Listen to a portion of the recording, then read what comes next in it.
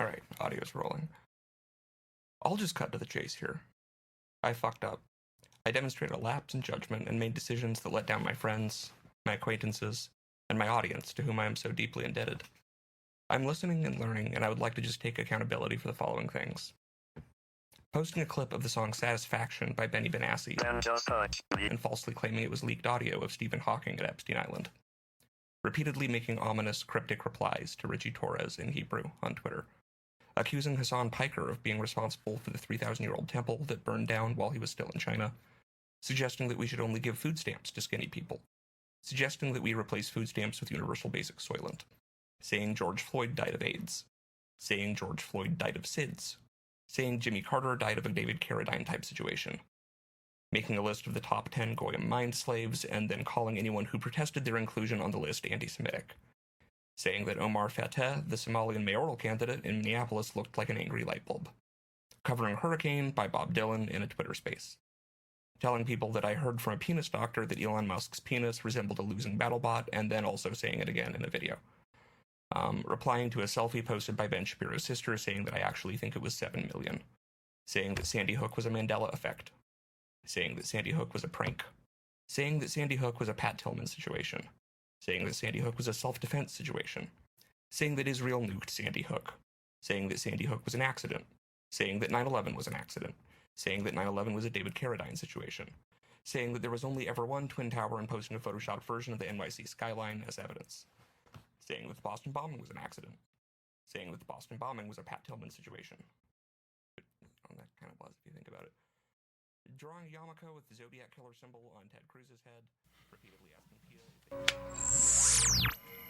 You ever get the feeling that everything in America is completely fucked up? You know that feeling? That the whole country is like 1 inch away from saying, that's it, forget it.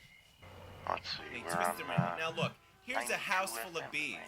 You think the honey badger cares? It doesn't give a shit. Listen, let's get one thing straight. Price is right. Guns don't kill people. I do.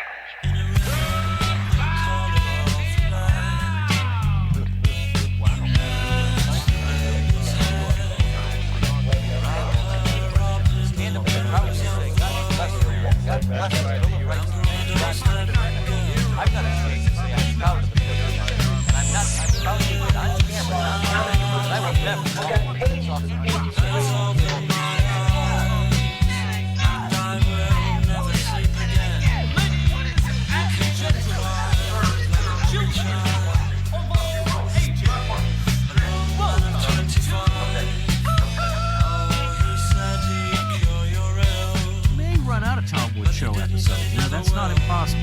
So check out Liberty Tree Podcast.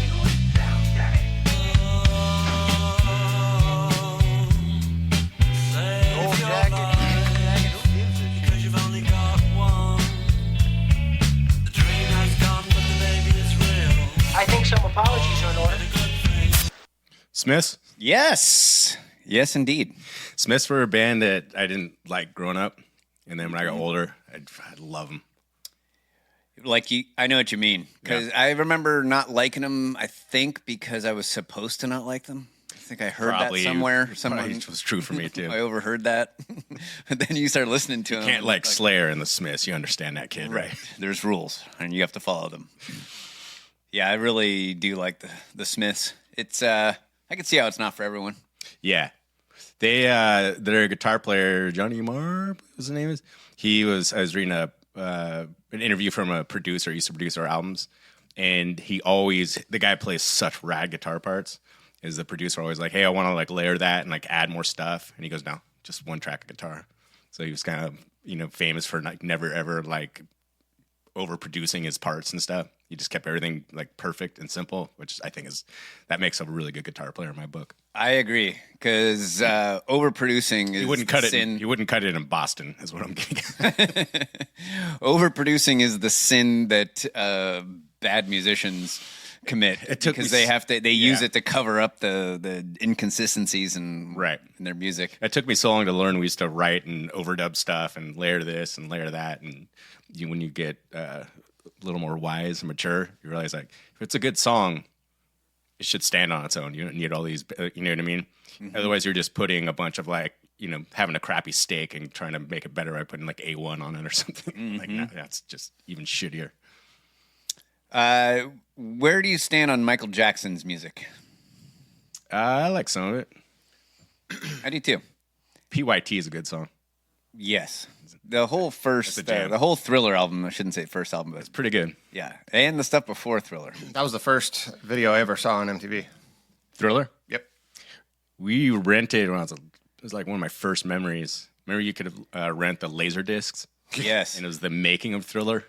Like we actually really? rented that. Yeah. It was That sounds it was kinda one of cool. the first things like my buddy's parents rented. You'd rent the whole player and everything, bring it home. I'd like to see that. Put it in the giant disc. We used Yeah. to rent the VCR. It used to come in this little padded case. We didn't even have I remember that. We used to have the VCR beta Betamax. combo. I was going to say, we were kind of one of those alternative families. We rented the beta. You know, the Betamax was much higher quality than the This VCR. was what we were told. Do you know why VHS won the war between beta and VHS? Because Israel was involved back then Exactly. with the promoting I of, think it was because Also known as the porn industry. like I said. I thought it had something to do with Betamax was a better technology, but whoever held on to it was going crazy with the licensing for Betamax. So they just were like, "This is the better technology. Everybody's going to use it." So they held out. they made everybody jump through all these hoops to get their stuff pushed out on beta. And everybody's like, "I mean, we're just going to use VHS, then, asshole." Right. You're probably right, but I like your answer better. So the other day, we were driving through Railroad Square, whole family in the car, and we were going by the homeless shelter, which when you drive down that road, it's the most efficient way to get to the coffee shop where we were going to buy more coffee. And you have to have your head on a swivel. Yes. Right? Because there's just like people Yeah, that people just meander out into the road. yeah, they don't behave by predictable, like normative standards, right? So we're driving down that road, and Michael Jackson is on in the truck. Yeah. And Junior loves Michael Jackson. And just out of nowhere, Gertrude just goes, "Woo!" like that. And I was like, Jesus Christ. And I slammed on the brakes. I'm like, what the fuck? She's like, oh, I was singing the woo part of Michael Jackson. I was like, I thought I fucking ran someone over. Like, if you're going to do that, you have to grab your crotch so I know that you're doing a Michael Jackson impression, all right? Fuck. Like, It seems like you might have been a little tense. well, I was, because we were driving through the homeless epicenter of Santa Rosa. I just drove through that neighborhood just the other day. Yeah, I know. I'm like, Jesus, man, it's gotten so much worse here. It's just like every neighborhood in California, pretty much. You guys do a pretty good job of separating the artist from the art. I do. That's an argument that me and my buddy have been having for like 10 years. Where do you stand on it? I kind of waffle back and forth. It's because of Michael Jackson we were having that. I was like, I don't know. I don't listen to music by pedophiles. Yeah. Alleged. Yeah, Never. it's true. Never proven. One of the kids that was involved, allegedly, his dad killed himself. Really? Which is a pretty interesting data point. Yes. Because the parents would be paid money to, like, hey, let your kid go hang out at Michael Jackson's house for, I don't know how long, whatever, a night, the weekend, a week, a month. And the parents would just basically take this money, supposedly. And if he was not doing anything with those kids, killing yourself over it, if that's why he did it, is pretty wild. So, Yeah, it's interesting. Or he could have felt very guilty for lying about Michael Jackson diddling his kid. absolutely. That's I think of R. Kelly too, because his song "Remix to Ignition" is one of the greatest songs ever written. Better than the Closet song? Trapped in the Closet, Trapped in the Closet. the hip opera. I think it's a banger.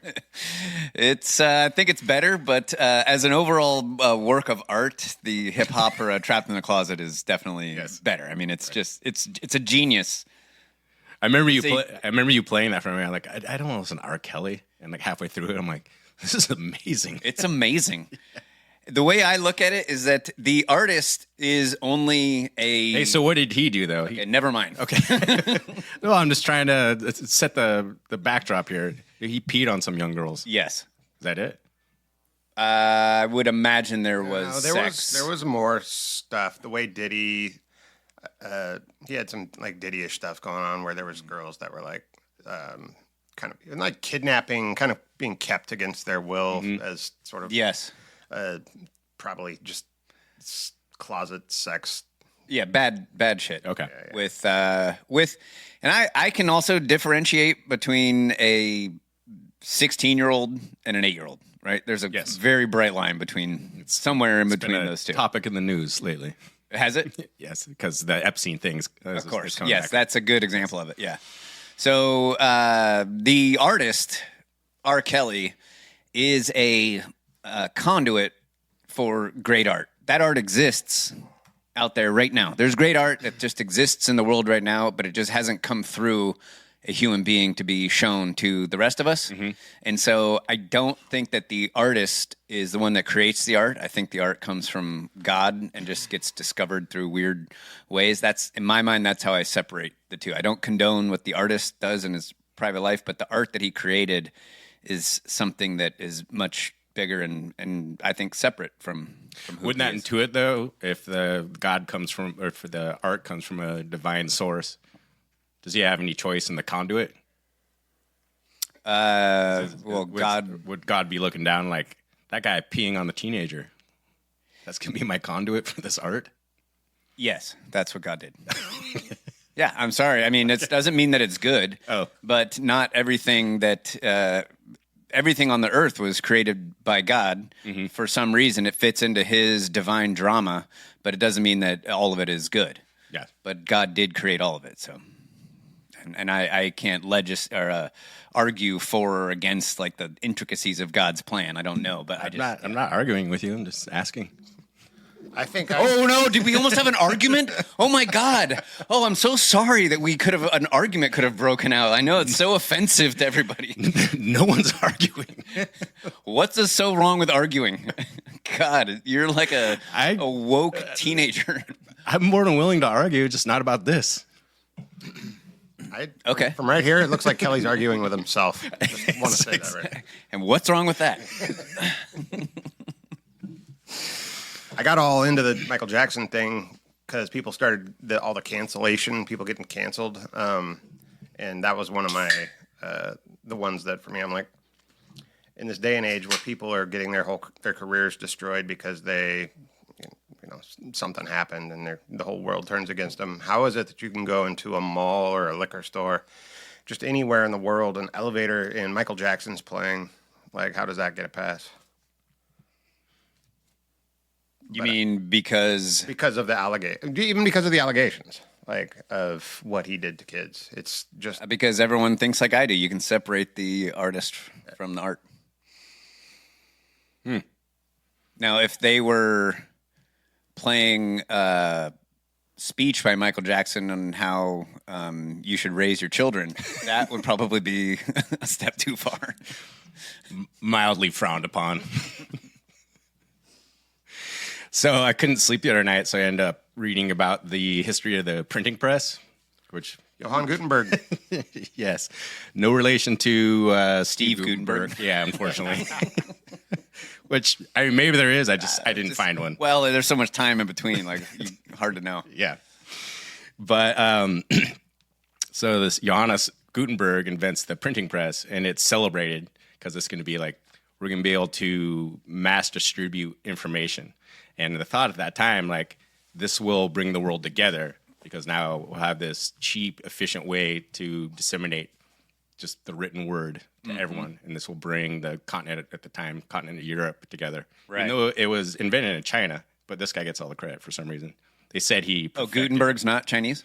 No. Oh, I was under the wrong impression. And so... And insert your modern day parallel here. They're like, wow, once we can connect everyone, like the world's going to come together. Right. Peace and harmony. So naive. What it actually resulted in were the witch trials, where they burned tens of thousands of alleged witches all across Europe. Because here's what So happened. connect those dots. Yes, here I go. Is Gutenberg, born in China originally, moved to Europe and invents the printing press. It all started with like the Bible and religious texts. This is Middle Ages, so 15th century. Everyone was, I wouldn't say there was no whether you're religious or not. It was like who was the most religious. Like it was, And everyone was Catholic, right? yes, or thereabouts. Because we wouldn't have had, correct me if I'm wrong, or I don't want to In Europe. jump ahead Yep. on you, but printing of the Bible meant that people could read the Bible for themselves and not have to listen to a priest. Yes. This is what year that it was invented? 1490 something. Okay. Middle 15th century. All right. And so This would be the actual Bible, not the Schofield Bible, which we'll get into in another episode. And the founding of the Church of England was in the 16th century, right? With King George. Okay. Which was like the beginning of Protestantism. Yeah. I believe. I could be totally off with that. But. I'm not going to argue with you about it. So they start distributing all this religious pamphlets and Bibles and stuff like that. And, again, I thought like this is going to bring this new era of like peace and prosperity and love and communication and understanding. And now at the same time, slight side story, there was this pastor in Europe giving a sermon. And this woman gets up in the middle of a sermon and walks out of the church. And this pissed the pastor off, like enraged him. And he immediately diverts his sermon to this thing about these evil women and unmarried women and these harlots. And you know what I mean? Basically turns the sermon into that. Goes home, stews on it for a week. Goes back, for his next sermon the next week, and he's basically, hey, we're going to pick up where I left off last Sunday. He just keeps going about the problem that women are causing, and they're like, and he's starting to kind of gather some steam. You know what I mean? He's kind of rolling with it. He's like, this kind of could be my new thing. I'm kind of paraphrasing with my own ideas about this, but he's saying, then he's like, totally fixated on like how women are the downfall of all humanity. And this is connected to the printing press because the woman got up and walked out of church. Yeah, we're not there yet. Okay. So now this is his thing. Like every sermon he does is about just like women, and people are starting to kind of like mutter, and he's kind of creating this like little movement, and it all stemmed from this one woman who I'm guessing he had some residual issues going into this situation. Sounds like that's possible. But he's talking to the audience, congregation, and it's like, as God is my witness, these women, these harlots with their boobs and their forbidden fruit, and can one of you gentlemen name one of God's creation that bleeds for 7 days and never dies? Oh wait, go ahead. Yeah, right. Come on.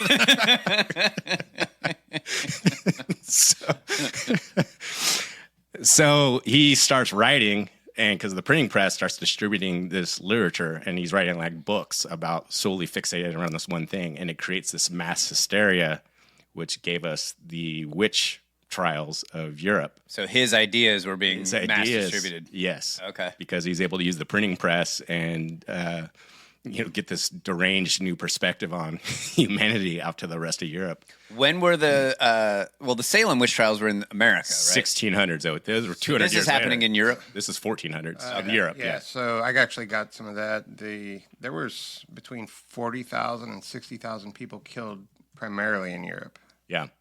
Yeah, only 22 people were killed in the Salem Witch Trials. And when you bring up the witch trials, that's what everyone thinks of. They only lasted for 4 years. I think it was 1692 to 96, something like that. Yeah. Yeah, only 22 people were killed in that. And you brought up the fact they never burned anyone in the stake at the Salem Witch Trials. In America, yeah. Like drowned them. Yep, it was the old, if you're a witch, you'll float. Mm-hmm. If you're not, you'll drown. So the European twist on that was, we'll burn her at the stake.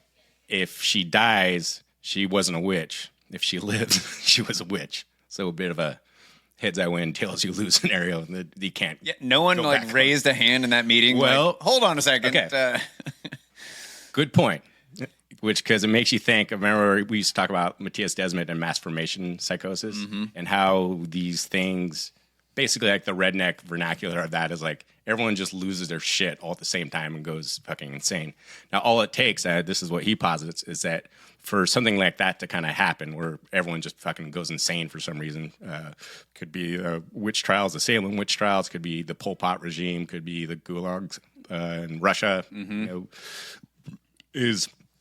it's this extreme, like 10 to 15% that they call them the true believers. They are like, yes, like some of these women are witches, like we need to burn them at the stake. And then you have this 35 to 50%. They're like, okay, like kind of just go along to get along. You know, they don't want to stand out because this extreme 10 to 15% are so insane and vocal and aggressive that no one really wants to make any waves. Exactly. Yeah. And then next thing you know, that's enough social inertia where just everyone kind of jumps on board, which is kind of interesting because it made me think that, you know, when they are when someone, once you get past the point of that kind of critical mass and where, okay, everything's just kind of insane, you get past the threshold where like, we're not going back. So when they're saying like, we're going to burn this woman at the stake, if she dies, then she wasn't a witch, you know, and if she lives, she was a witch. You know, I'm sure there were some more sober-minded people going like, that doesn't really make a lot of sense. But this is like our 12,000th burning at the stake, and none of them have lived so far. I'm getting the impression there might not be any witches out there. Exactly. But when you're at the point when you're doing this deranged ritualistic behavior that makes no sense, like to kind of quote Matthias Desmet, it's like once you're past that point, like you can't, there's no reasoning with these people at this point. And it made me think, it's kind of interesting whether you are burning women at the stake or wearing a mask alone in your car. I'm like, it's the same kind of mindset. Do you know what put an end to these witch trials? Was there an event or anything? Let's find out. Yeah. That would be interesting to know, right? Like, yeah. Did people just kind of just get bored with it? Listen. Like, no one is showing up to these burnings anymore. We're really running short on broads around here. We got to cool it with the burnings. I mean, last night we had 7 people in the audience. The night before that, it was only 6. Like, I think this is kind of running out of steam. Oh, it says the number one it says they never really ended because of one. It's still happening. What the fuck? They didn't really end because of one specific event but through combination of intellectual, legal, institutional, and social changes. So kind of like what you guys are just talking about. Number people one actually wised up. Emergence of judicial skepticism. Yeah, eventually that social inertia, enough kind of reasoned heads kind of go like, hey, like what are we really doing? They here? shifted the Overton window enough. Right, correct. And I imagine that kind of bizarre, deranged, ritualistic behavior gradually becomes more extreme and more extreme. As we always say, like, how do you find out that a person's like either they're an idiot or they're crazy or they're deranged or they're sick? It's like just let them keep talking. Mm-hmm. Same thing kind of plays out with like a society and their behavior. It's like it gets to a point where like, okay, this is stupid, right? Like, what are we doing here? It's happening here right now. Well, that's what I thought because it's like same thing. I mean, this mentality is still going on today. Mm-hmm. The last execution. Imagine being the last one. I know you almost. Damn it!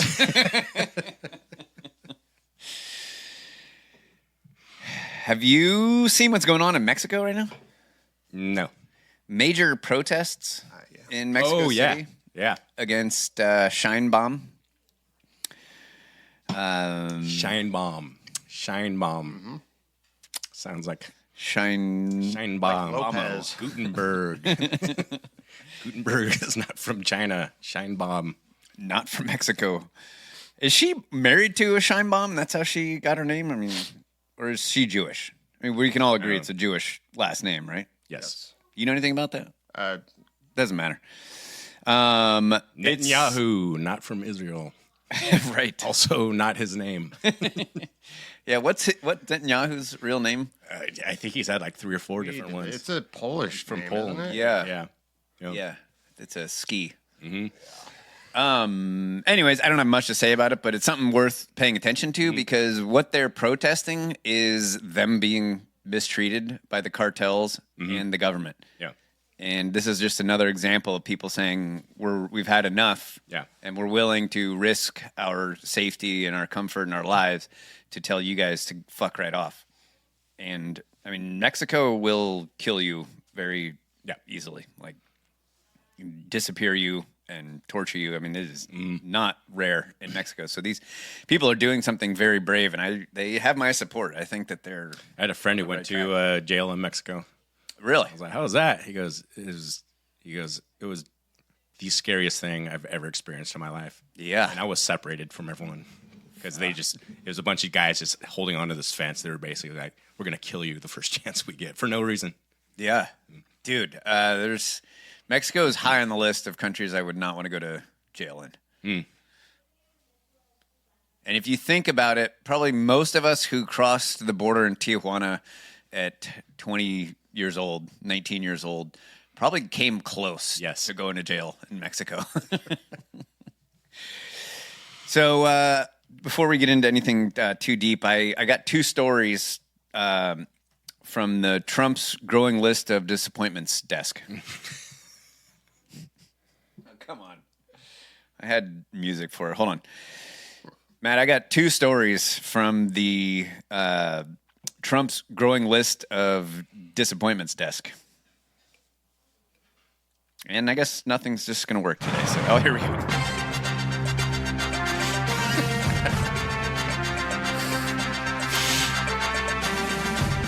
That's the kind of tight ship we run around these parts, folks. Okay, you're familiar with the SHORT Act?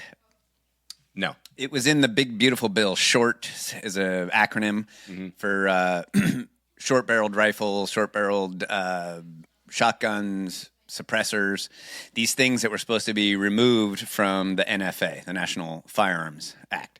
Or sold illegally to someone in Idaho, and then they buy it from you, and then you shoot his wife, kid, and dog.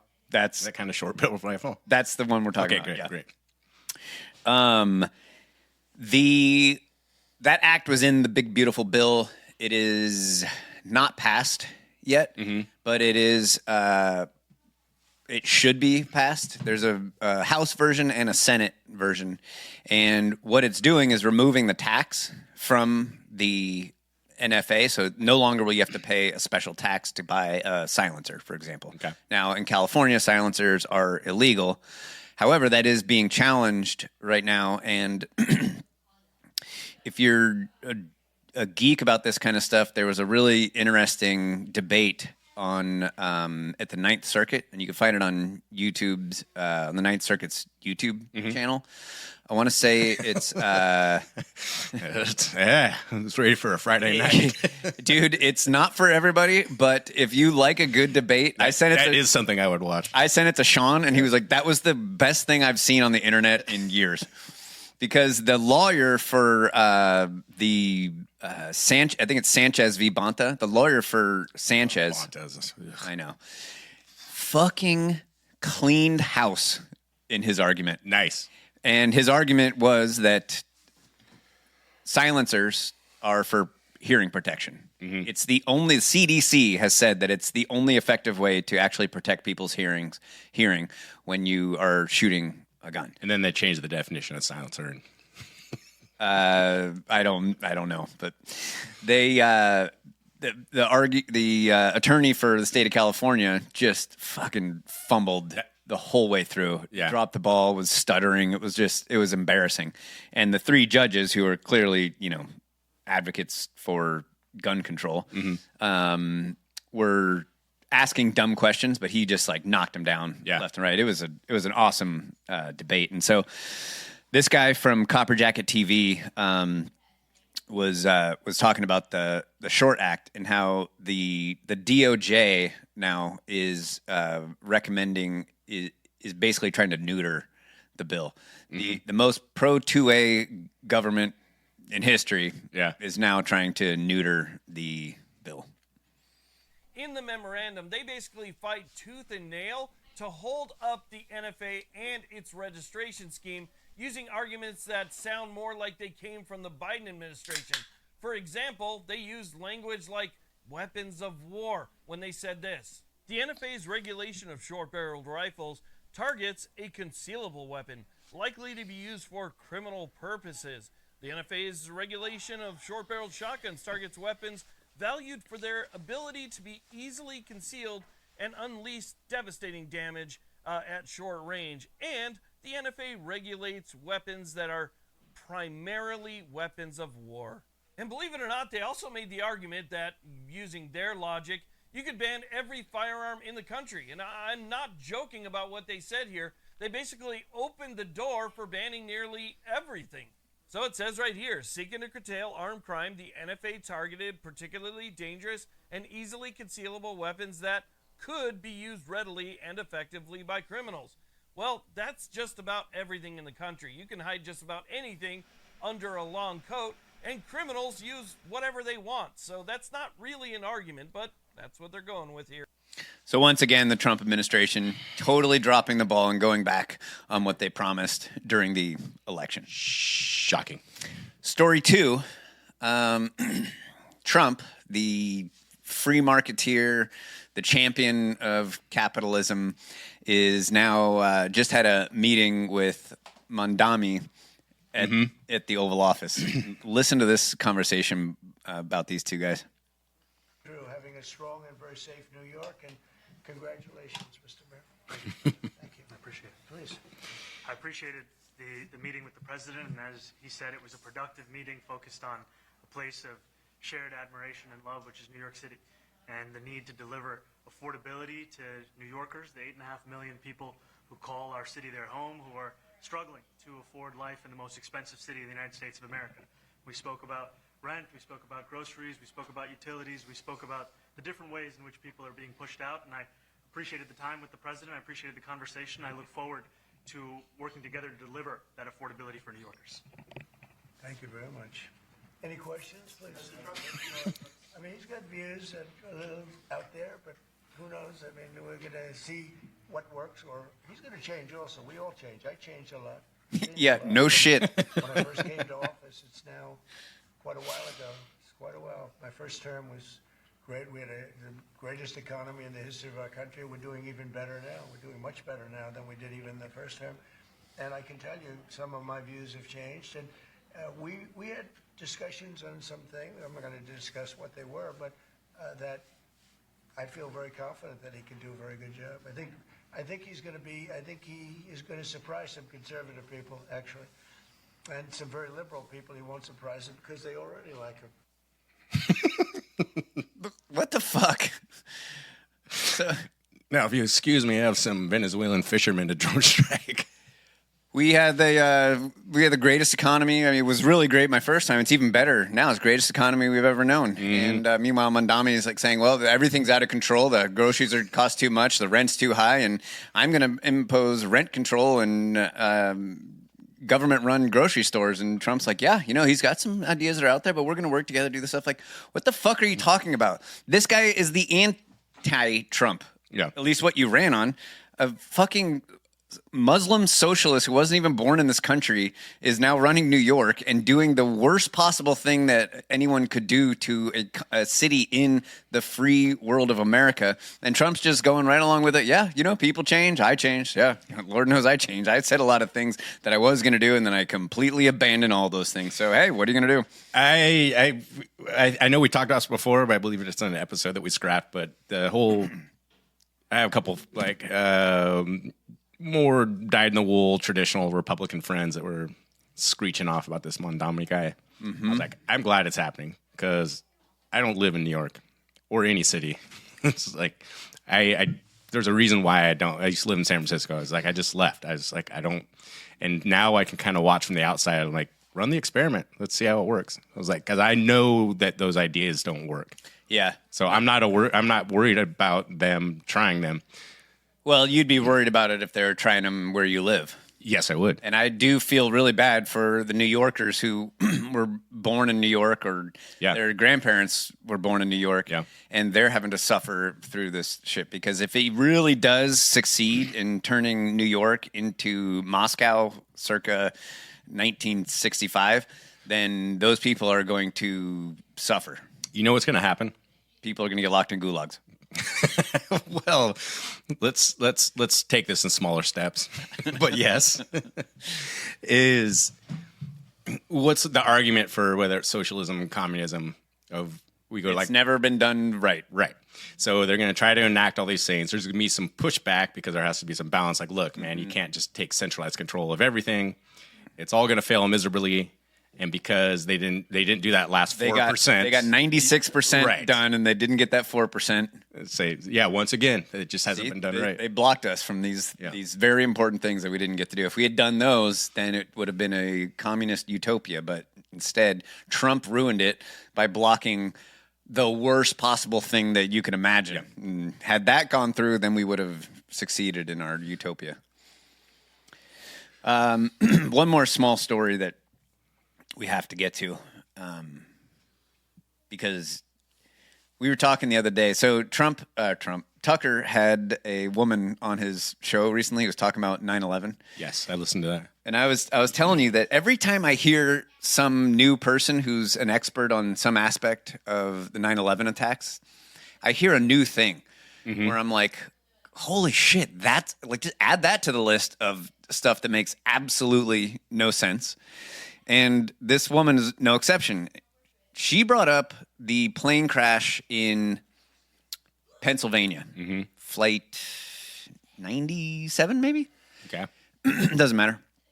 And she said, and this I knew, that the wreckage there, because there were reporters in the area that report on plane crashes. Yeah. And when they hear there's a plane crash, they get in their car and they drive right out there real quick. Because you want to get there before the scene degrades. So they get there, they don't see any luggage. Yeah. They see wreckage, Yeah. but it doesn't look like plane wreckage. Yeah. There's no seats, no fuselage, no luggage. engines. Yeah. And she says, but they did find a passport. I'm like, you're fucking kidding me. Another fireproof, vaporization-proof passport that they just happened to find?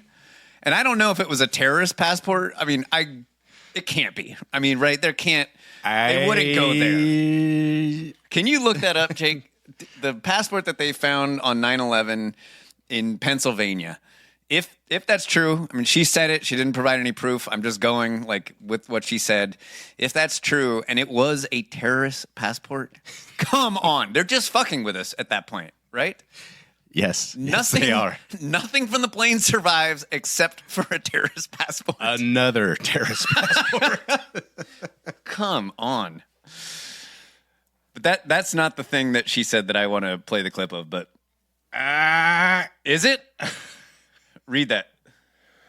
On September 11th, 2001, U.S. Airlines Flight 93 crashed in a field near Shanksville, Pennsylvania, after passengers and crew attempted to regain control from the hijackers. Among the debris recovered by the FBI investigators and first responders were 2 intact passports belonging to the hijackers. These were... Come on! We're up to 3 people. Ziad and Saeed, basically Saudi nationals.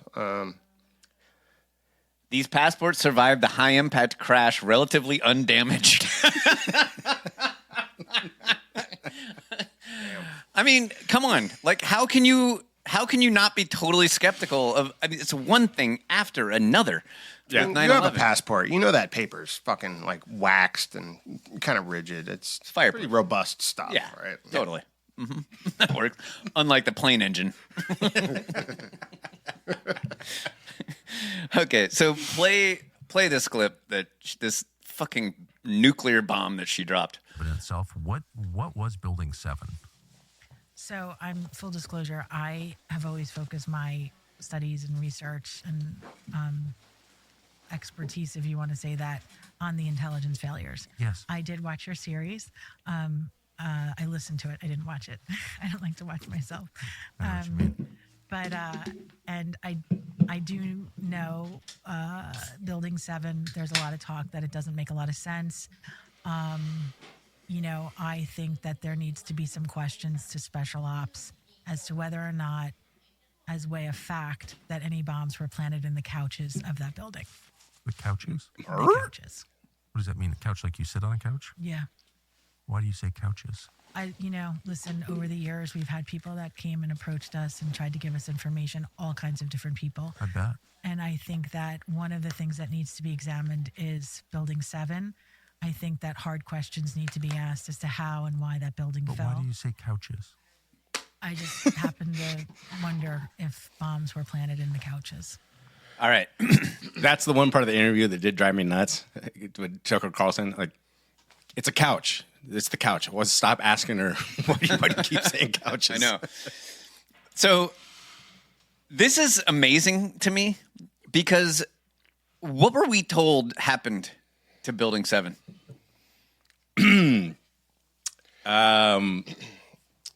Two planes hit 2 towers. Yep. The fire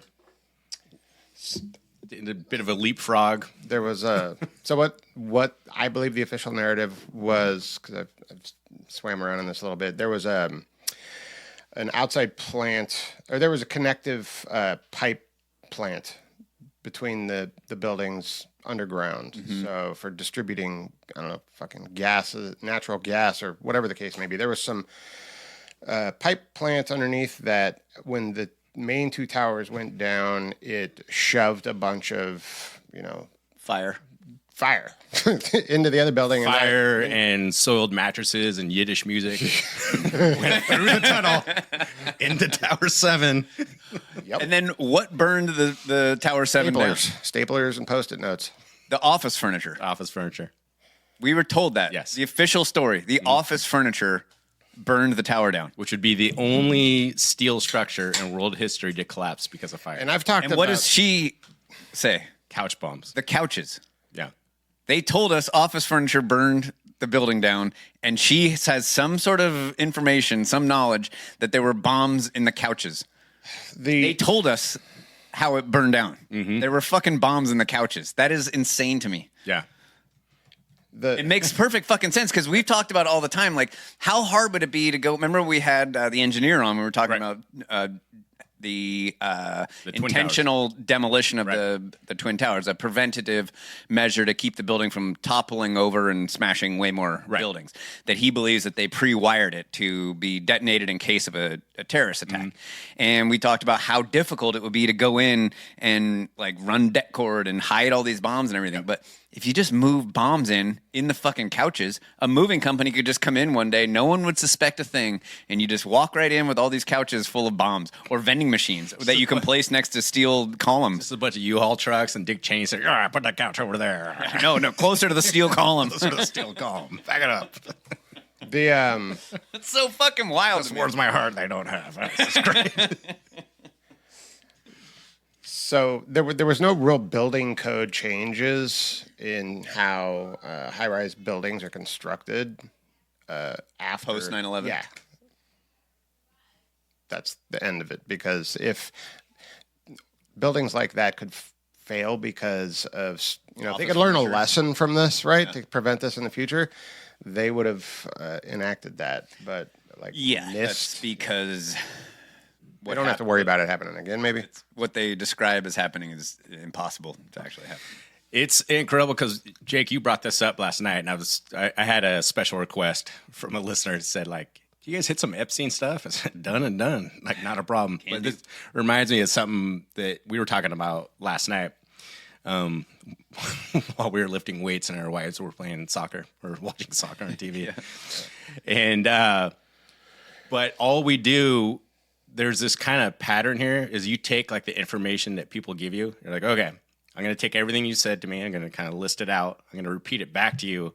And then you get looked at like you're a crazy person. I'm like, this is your narrative. Right. You wise, sage, gatekeeper of information, politician, congressperson, mainstream media, talking head or whatever. I'm like, okay, I'm going to take the narrative. I'm going to repeat it back to you. And then you're looking at me like I have a tinfoil hat on. And I was like, look at it. So we were talking about this last night. We were talking about like Epstein. I was like, dude, it's all like, I didn't claim from the beginning, like I know exactly what happened. All I'm doing is listing out what you're telling me actually happened.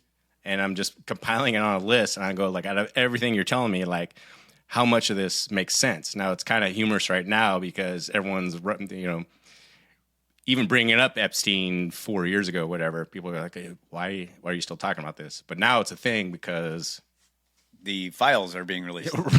Right. And it could be connected to Israel. Trump. Oh. Yeah. Oh, right. That's the mainstream that's media. why the NPC brain. the Democrats are behind it. Yeah. All of a sudden, They didn't want to use it. They couldn't found connect some it to leaked Trump documents. Yeah. Couldn't connect it to him during the election. So no one cared about an underage sex trafficking ring. But now that we can connect it, this comes from the people that were all in on like Me Too and believe all women and everything. I'm like, you guys don't care about this like at all. You're taking a bunch of high school girls from Florida and passing them off to a bunch of fucking sexual degenerates who, billionaires and politicians and stuff. Like, just wouldn't that kind of fall into the Me Too movement? And what was funny about, just as a formality, that they had this leaked document that they suddenly found, and they redacted the name. The name turned out to be Virginia Giuffre, and who was very vocal and was already made public until she got hit by a bus. She got hit by a bus and then killed herself. Okay, and she was also out very vocally saying like Trump had nothing. I never saw him take part in any of the stuff. She goes, I did see like Bill Gates and Prince Andrew and all these other people. Like, she was naming names, but she says, to my knowledge, I never saw Trump take part in this, because she made those statements. That's why they took that name out of the document. And it's pretty easy. And she's dead anyway, and she was already made public. So they're saying they did it to protect the victim, which makes no sense.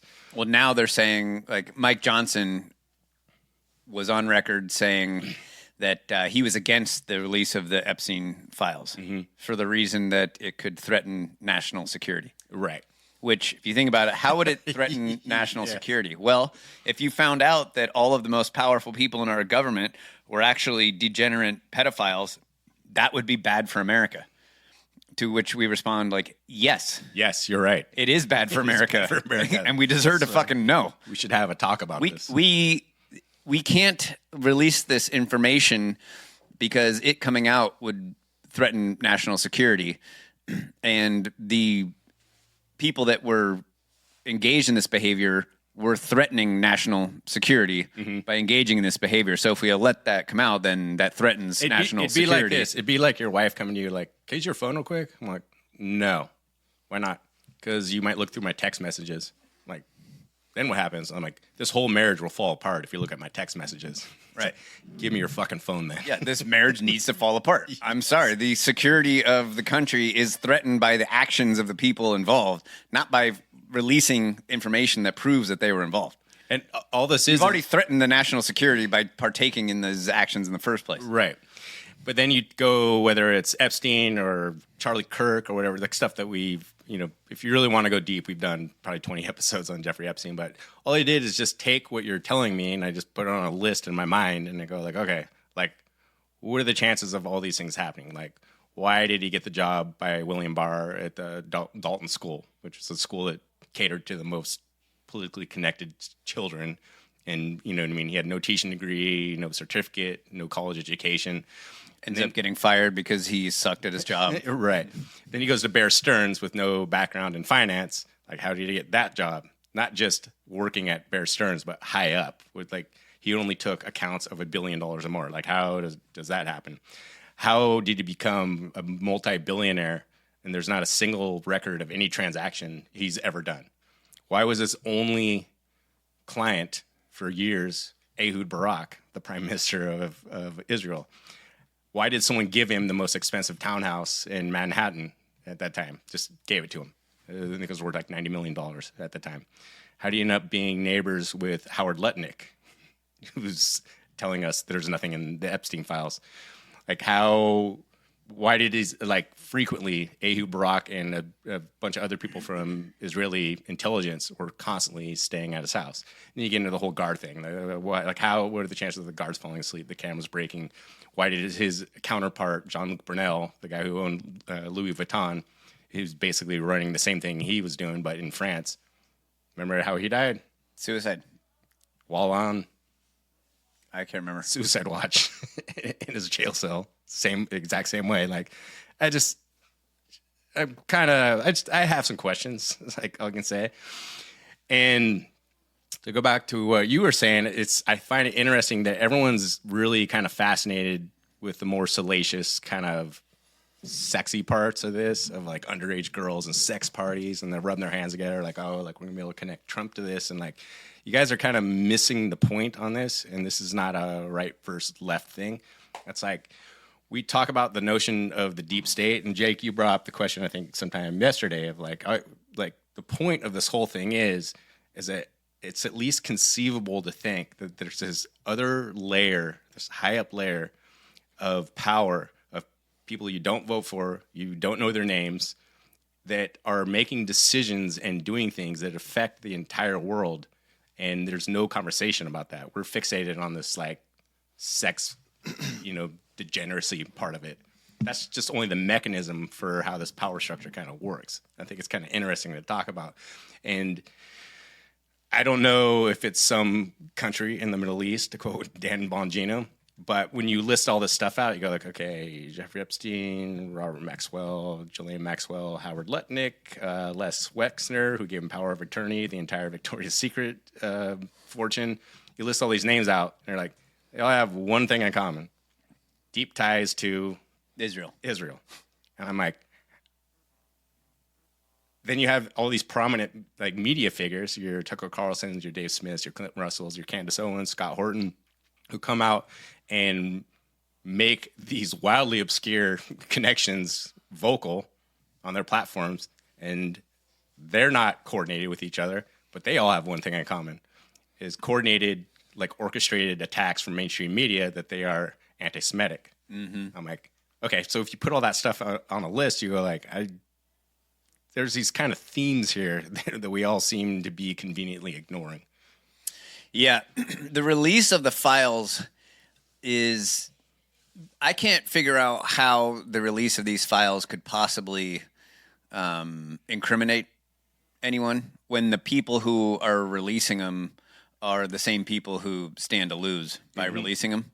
Well, yes. And there's no way to know that I can think of if you're getting accurate information or all of the information or a real piece of information when these files are released, because we don't have access to them. No one has access to them. Unless the only thing that would work would be a leak. And even that, you would have to question its authenticity, right? So this whole releasing of the files thing is not going to get us anywhere. Mm-hmm. But the one good thing that's come out of it is that the people who push for it, Thomas Massey and MTG, we're up to 2 people. Yeah, they were attacked viciously for pushing this through. Not attacked just like on Twitter saying mean things, but all these pro-Israeli donors that helped Trump get elected raised hundreds of millions of dollars to primary both of them to get them like, we got to get these people out of here. Only to have everyone come around and say, oh yeah, this is a good idea, including Trump. Mm-hmm. And say, yeah, and almost claim like it was his idea. Like, yeah, we should release the files that I said didn't exist. And but before that, I said they did exist, and that we were going to get to the bottom of them. But and then you have Howard Lutnick and everyone saying there's nothing in the files. Mm-hmm. And what's going to happen? There's going to be nothing in the files when they finally release them. Right. There's not going to be anything in there. There's no file. We're not going to see any files. This isn't a big revelation that is going to make a difference. We thought it was going to be that because that's what they told us was going to happen. And then Pam Bondi came out with the biggest public what do you call Jog and Pony show. Yeah, where they had public relations disaster. Yeah, they're like waving the binders at the camera. All these social media influencers, and they read through it, and they're like, they open them up and they're just blank. It's like, wait a second, and that was round 1, implying there was going to be a round 2, but instead of a round 2, we got. What are you guys talking about? I can't believe you're still talking about this. Talking about this Epstein thing. Yeah, and because now it's kind of burbled up in the media again. It's like now we have Democrats and Republicans. Democrats are saying like, if you guys want to play dirty, like you guys are connected to this, and Republicans are saying like, oh yeah, you guys are connected too. Like we'll release some stuff too, and they're going back and forth, and like I thought there was yeah. Okay, first of all, I thought there was nothing there, but now apparently there is, and now you're threatening to give up the ghost on each other. It's just fun to watch, and then they roll out Jasmine Crockett. It says, okay, I have proof that Mitt Romney, he goes, you want to make this Democrat thing? Mitt Romney took a bunch of money from Jeffrey Epstein. Like, really? The Jeffrey Epstein? It's like, no, Jeffrey Epstein, the neurosurgeon from Long Island. But still, you get my point. His name was Jeffrey Epstein. Like, just a little bit of fact checking before you hit the microphone.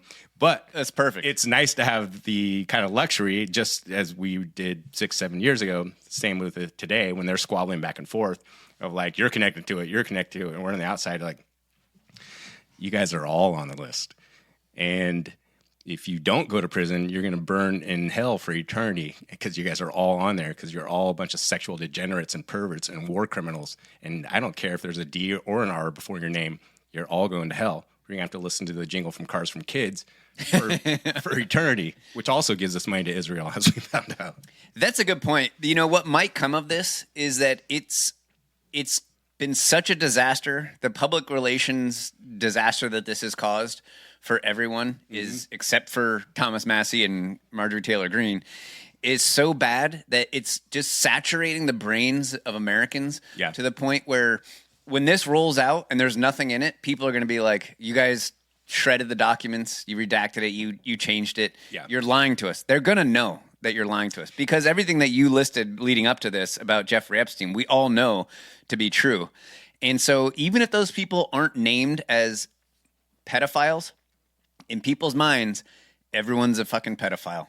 Unless they've gone out of their way, like the two that we mentioned did, to expose this stuff. In people's minds, they're going to know, like, no, you guys are fucking evil. And this is still going to be a turning point, I think, even when these files come out and there's nothing in them. You said turning point. Interesting that you brought that up. Is because to go back to it gets to this point to go back to what Matthias Desmond is saying, like maybe like how do something like the witch trials like end? As like it gets to the point where it's so ridiculous that it creates fatigue and people are like, we gotta do something different. The same thing's gonna happen with the Epstein files. We're not gonna get them, or we will get something. Yes, witch fatigue, as it's known.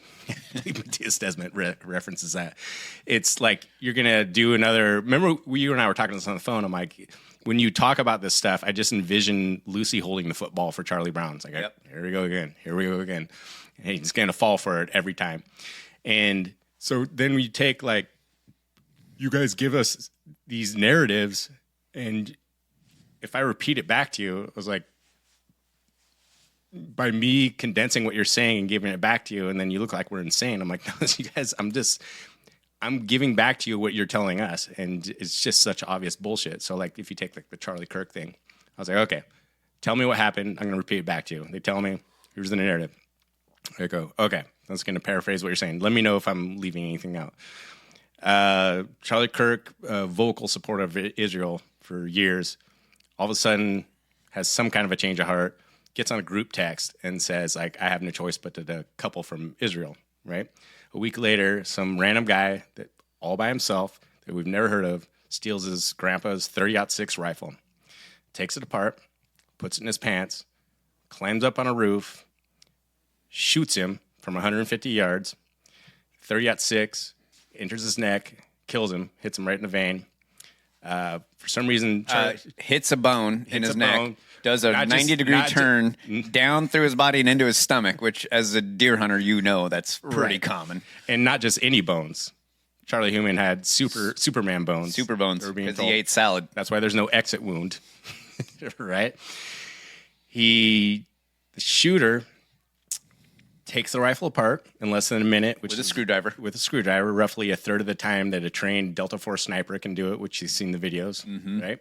Stuffs it back in his pants, jumps off the roof, runs to the woods, takes out his backup screwdriver, because apparently he left the first one on the roof with all his DNA on it, puts the rifle back together, throws it in the woods, hits the nearest Dairy Queen real quick for a snack, and so we have him on camera. His blood sugar was low. It was an stressful day.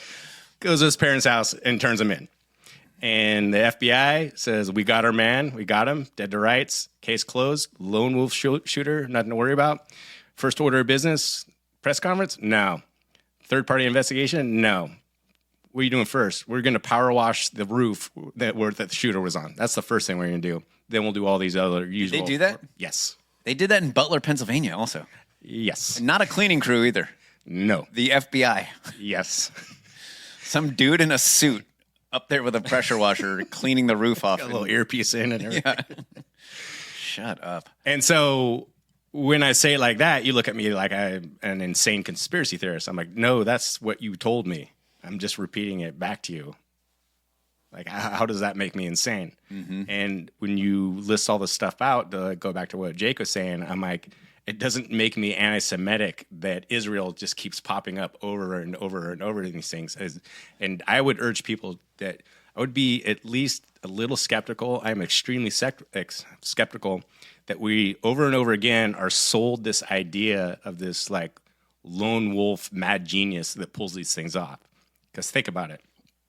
Do you think Epstein woke up one day? He goes, you know what I'm going to do?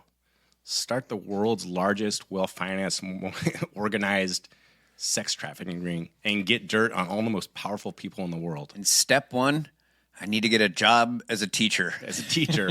And then a job there. I'm going to need a lot of money. Maybe I should go over to my neighbor, Howard Lutnick. I'm sure he's got Les Wexler's number. He could turn over his power of attorney to his entire fortune. Yeah. So I'd have billions and millions of dollars. I'm going to need to buy an island. I'm going to get some planes. That's what I'm going to do. Like, it just stops there. Like, we caught Jeffrey Epstein. He's kind of the mastermind of this whole thing. Like, give me a fucking break. Right. Yeah, I think that's the big one. Is I've seen a lot of people talking about this recently, and they're saying Jeffrey Epstein is like the leader of this operation. Yeah. And I think that is the trick they're trying to do presently, is convince everybody that that's the case. He was the brain behind it. Mm-hmm. It starts and stops with Jeffrey Epstein. Just kind of, if anything, he was maybe middle management. Thomas Crooks just came out. It stopped with him, lone wolf. Tyler Robinson, lone wolf, just some errant kid that went off the rails. Can we take a quick break? Did you have more to say on that? Nope. You got some music queued up there?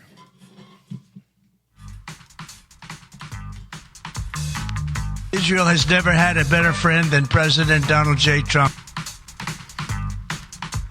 Sounds for you, Matt. Yeah. Voice ain't cooking. Know that you be eating books when nobody looking. Had to leave a couple prints, not essential booking. I represent Queen, she was raised out in Brooklyn. I ain't too concerned about Dapple. Gotta keep really coming out the rotten apple. It'd be nice, everybody was nice, but everybody ain't nice, so I'm a motherfucking asshole. I keep quiet, steady dissing you. Jesus died for your sins, same principle. Master in the universe isn't that difficult. All you do is synchronize the mental and the physical. Ready to die, great light, hope with soap my eye. Lick 2 shots towards birds in the sky. Still not pop, that's word I lie.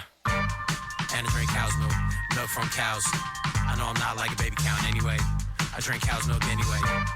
And I drink cow's milk, milk from cows. I know I'm not like a baby cow anyway. I still like it though.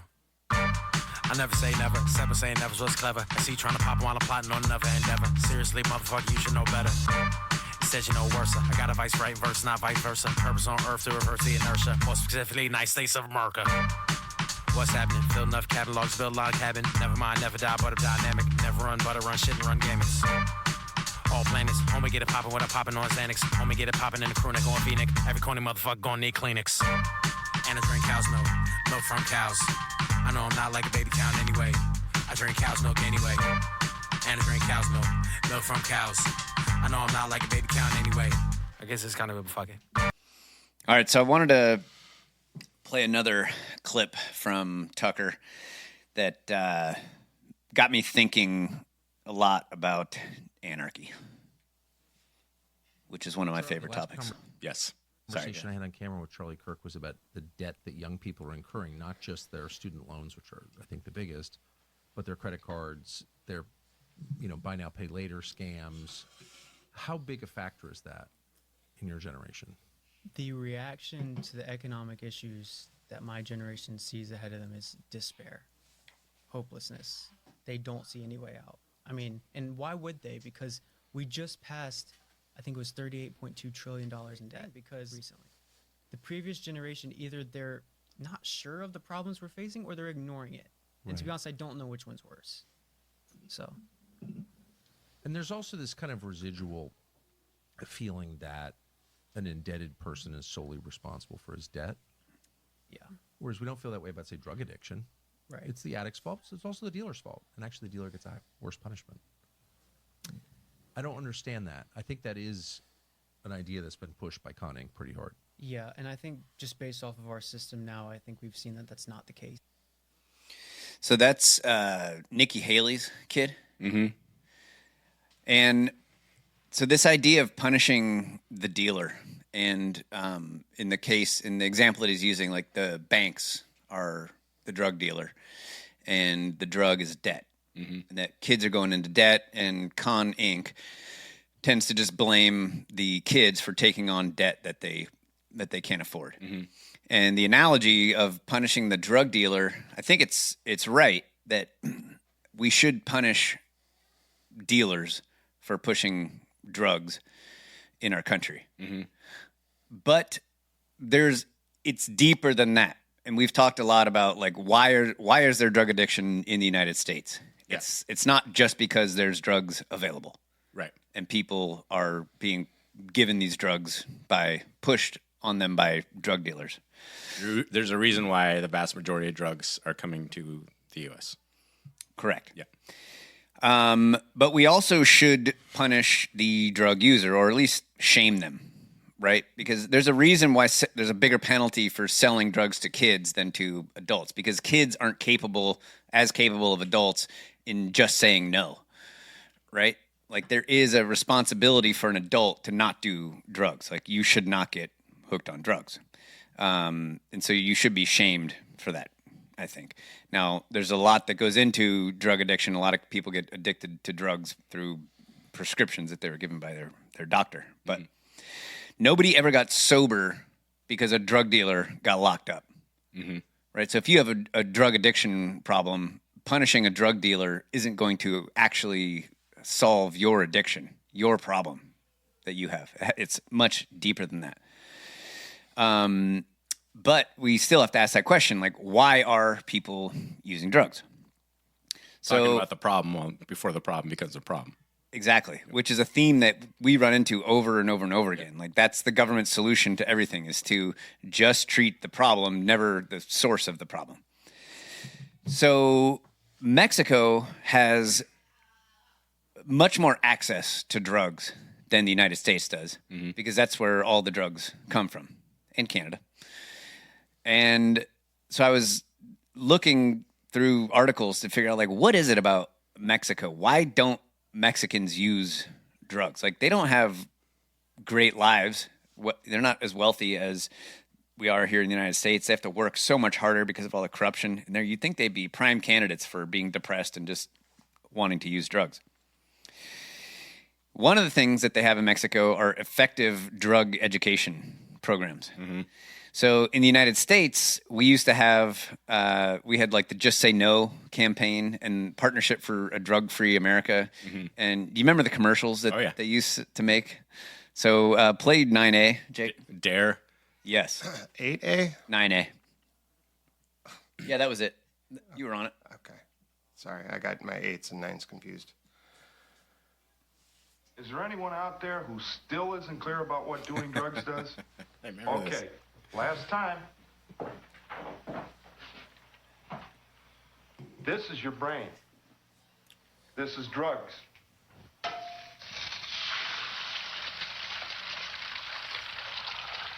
This is your brain on drugs.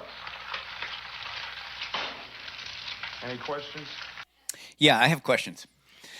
So we have an unlimited budget for marketing for the U.S. government. Right. And the marketing that they come up with... Literally unlimited. Literally. They can spend as much money as they want. No one's going to question it. Right? This commercial, like, it's classic at this point, right? Your brain on drugs. Like, everyone just kind of laughs at it because it's kind of hokey.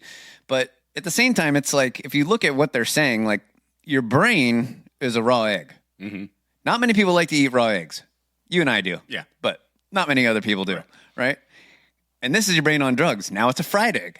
And you're looking at that and you're like, I was like, that looks delicious. That kind of looks good to me, right? And the messaging is all wrong here. And I'm serious, all of the drug commercials, the messaging is off. They're super hokey. And it's like, why aren't they capable of doing good commercials when they have an unlimited budget? They could use any marketing firm that they want.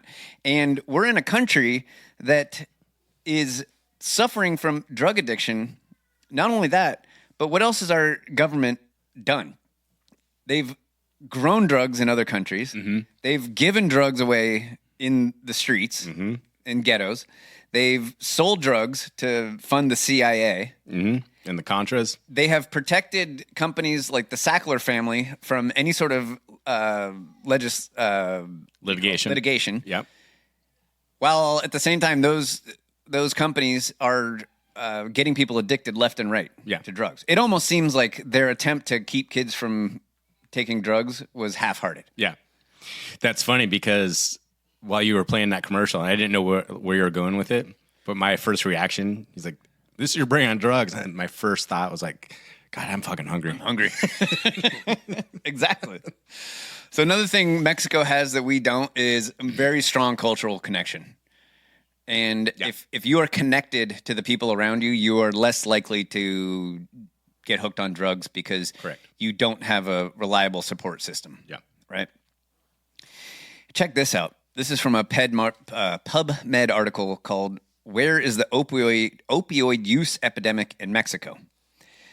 This is a section from that. In 1988, morphine was first regulated in Mexico. Since then, palliative care in the country has been evolving through the creation of treatment centers within major hospitals, outpatient pain clinics, and hospices. Despite this expansion, the overall level of opioid prescribing in Mexico has remained very low. Since the 1990s, several efforts by, sit down for this, the World Health Organization and the National Palliative Care Advocacy Groups had failed to increase coverage of opioid analgesics in the Mexican market. So the WHO was attempting to increase the amount of opioids being used in Mexico. For example, in 2015, Mexico had a morphine equivalence use per capita well below the Latin American average, only 4.3 milligrams per capita. By comparison, the United States, on average, used 677 milligrams of morphine equivalents per capita. According to the International Narcotics Control Board, the low coverage in Mexico was estimated to meet only 36% of the population's need for narcotic analgesics, whereas in the United States and Canada had an excess opioid coverage of 3,150% and 3,050% respectively. Jesus. So there's a really good reason why Mexico isn't addicted to opioids. It's because they aren't forcing them on people like they're handing them out like candy like we do in the United States. Meanwhile, the United States government is the biggest pusher of drugs. Yeah. Right? So the problem isn't the drug dealers. The problem isn't the drugs. The problem, once again, is the government. The government is always the problem. Every problem we look at, we can, in very few steps, connect it to the government being involved in either directly in our personal lives or in the market. So in Tucker's example, the debt is the drug and the banks are the pusher, right? But it's the government that makes all these loans available. Right. And look at what Trump's new plan is, a 50-year mortgage. That's the exact same, that's the equivalent of just pushing more morphine on people, right? You're just getting people indebted for even longer and paying more interest to these big banks. The government is causing that problem. It's not any outside force. I said this to you the other day, but imagine a world where, like, let yourself go to this, like, happy place. And, like, in Happy Gilmore, or no. Is it Billy Madison? No, it's Happy Gilmore. Happy Gilmore. Right? Where he is on the putting green and his girl is there in her lingerie. Like, imagine the little midget bringing you 2 big mugs of beer. Okay. Imagine this world where money was real, like a gold standard. Mm-hmm. It wasn't printed out of thin air. It was a real money. It's not that hard to imagine. We've had it in the recent past. Mm-hmm. Imagine in this world, your food isn't toxic. You're not going into entire grocery stores filled with things that are toxic for you to eat, except for maybe one small, not even the produce section, but one small section of the produce section. The health food section.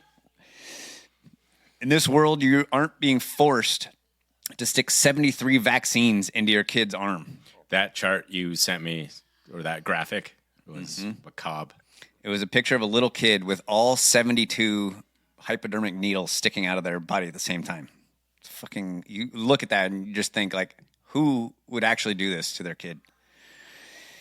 In this world, you're also allowed to sue corporations for polluting your air, water, and food. They're not protected from that. You can't really do that. You're also free to communicate with whoever you want without it being recorded and used against you.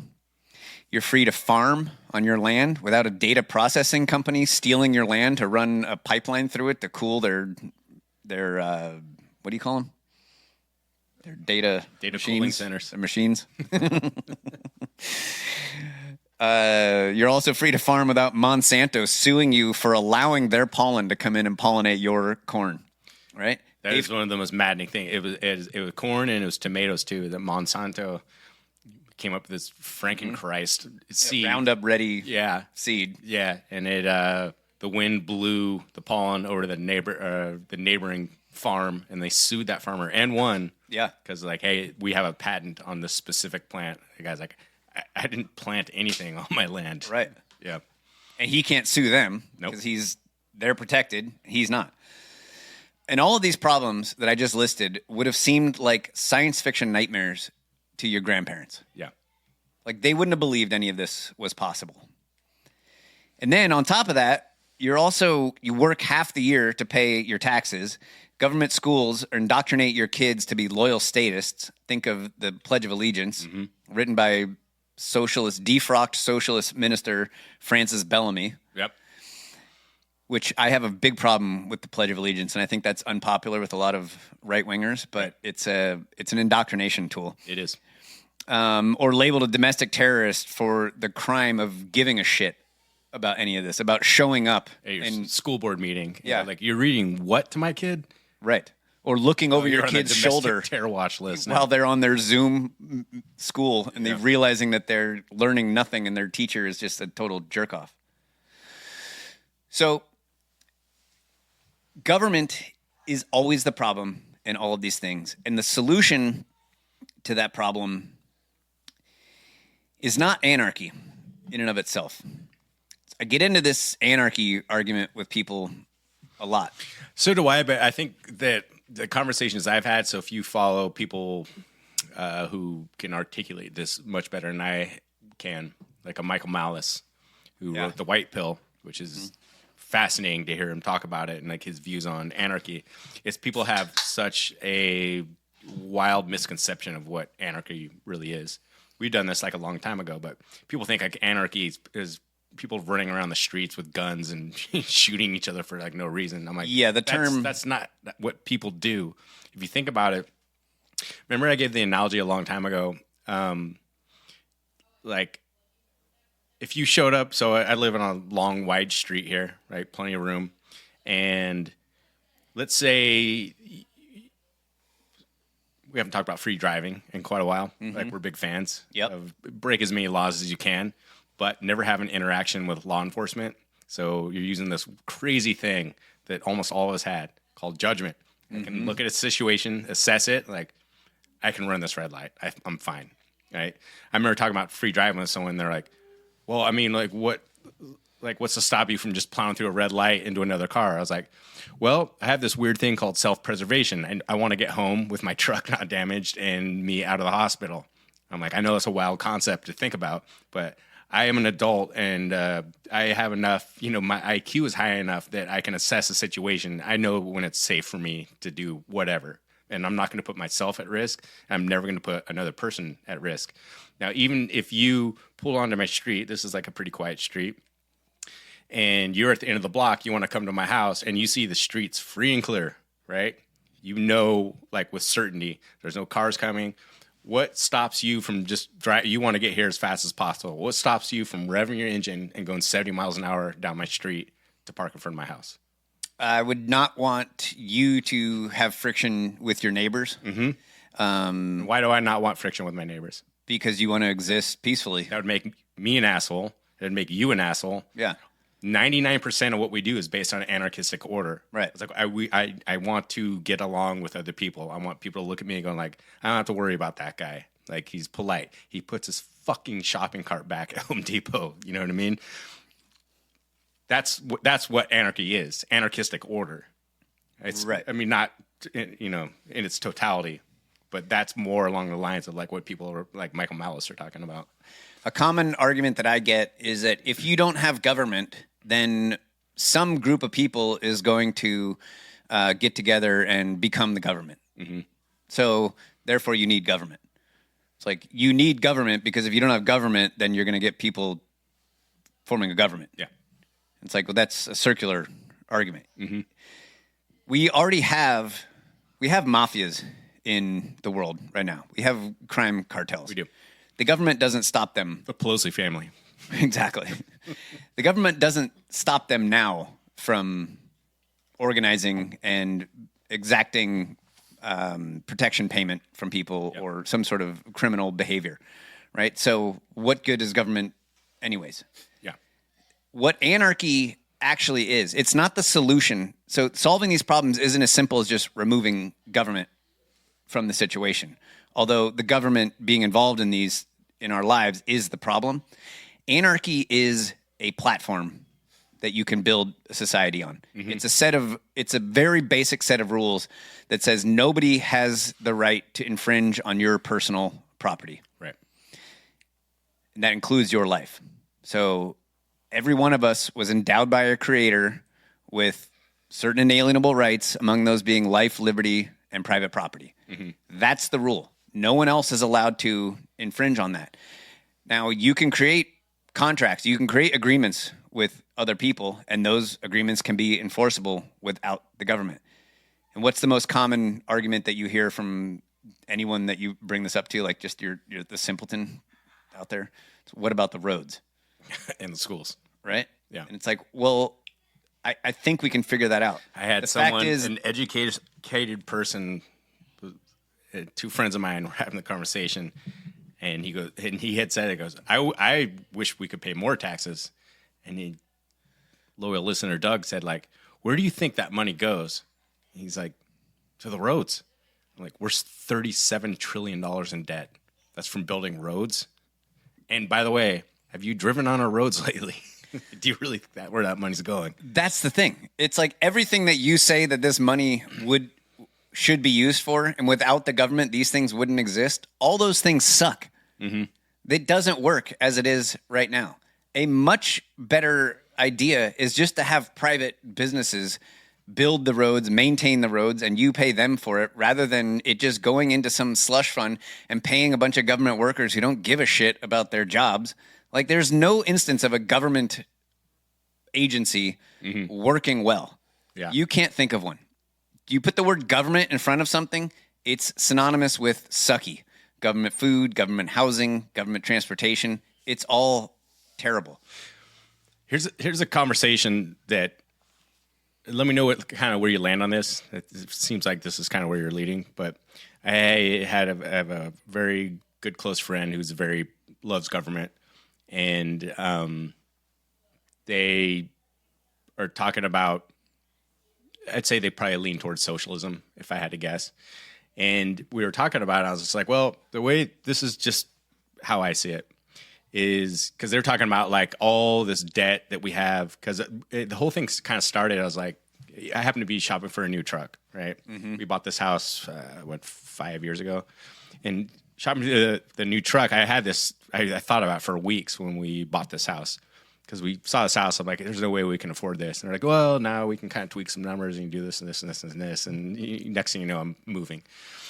And I just remember thinking for like 2 weeks, going like, it's kind of interesting to think about, like, nothing is actually real. Like, because I moved numbers around on a computer, or someone else did for me. I said them out loud, and they moved them around on a computer and said, like, okay, all these numbers look good enough on this computer here. We're going to let you live in this house. Now, if I don't pay my mortgage for a couple months, I have to leave this house, right? Mm-hmm. So it's not really my house. Correct. Right? I basically moved enough numbers around for some low-level like bureaucrat at a bank to go like, we're going to let you live in that house as long as you keep doing the right thing. Even if you paid the whole house off, it's still not your house. I don't pay the property taxes. I got to leave the house. And God forbid you want to put a new roof on it. Right. If I want to do anything to the house, I go to get permission from some guy. I'm like, so is it really my house? Is this my property? Like, no, not at all. Same thing. I'm buying a truck. Mm-hmm. Hopefully today we're after this podcast. And it's like, I I don't have 80 grand to go buy a new truck. I was like, yeah, but we're going to kind of do this and this. And you kind of promise that, you know, eventually you'll come up with, you know, probably closer to 98 grand. We're going to let you drive this truck. And if you stop your kind of promise to give us money that lets us allow you to drive this truck, we're going to take it back from you. I'm like, so it's not my truck really anyway. I'm like, so the person that's, you were talking about Nikki Haley's son, is like, yeah, I totally see what you're saying, where you get this despair and this disillusion. I was like, I feel that too. We all do. And the argument was for capitalism, free market capitalism, like, see all these problems, like people can't afford homes, they like can't afford a new car, they can't afford groceries, despite us being in the best economy ever, I'm being told. And when people say, I was like, yeah, dude, you're totally right. I was like, you're absolutely right. Like, I agree with that. And it gets worse and worse and worse every year. Every year, it's just like, you know, for me to pay off my taxes, I have to work more this year so I can pay off my taxes, but I made so much money this year that next year I got to pay them, you know what I mean? And it just like keeps going. And it's going to go like that. Thankfully, I don't have a 50-year mortgage, so I don't have to worry about it until I'm 90-something years old. But it's the same thing. I was like, yeah, dude, I agree of what you are stating is the problem. I agree that's a problem. Right. I was like, but your solution, I think, is misguided. Correct. And here's the reason why. And this was an interesting conversation to have. I'm like, I understand your problems with capitalism and the free market, but that's not what these are symptoms of. We don't live in a free market. We don't live under capitalism. Right. We live under crony capitalism. We live under this incredibly corrupt, government-connected economic system where everyone's on the take and we are all on the hook for the bill. And I was like, it's corrupt. I was like, would you agree same thing has happened with communist and socialist dictatorships, right? It's always the political elite make out like bandits and have all this money, and everyone else eventually starves or ends up in a gulag. And I was like, would you agree that every system is corrupt? He goes, yeah, it's just human nature. People are going to do what's best for themselves, and they're going to take advantage of other people if it benefits them. I'm like, okay, so given that any political system, no matter what, is corrupt, I was like, wouldn't it make sense that you would want that entity to be as small as possible instead of bigger? Yes. He goes, that's a decent point. And that's why you'll hear guys like Tucker Carlson or your, fill in the blank with whoever your favorite conservative friend is, say the government that governs best is the government that governs least. Yes. And that is correct. And what is the least? What is the very least that a government can govern? That those Solomon Islands, those people that anyone comes near them, they kill them. No one's been there for decades. The government that governs best is the government that doesn't govern at all. Mm-hmm.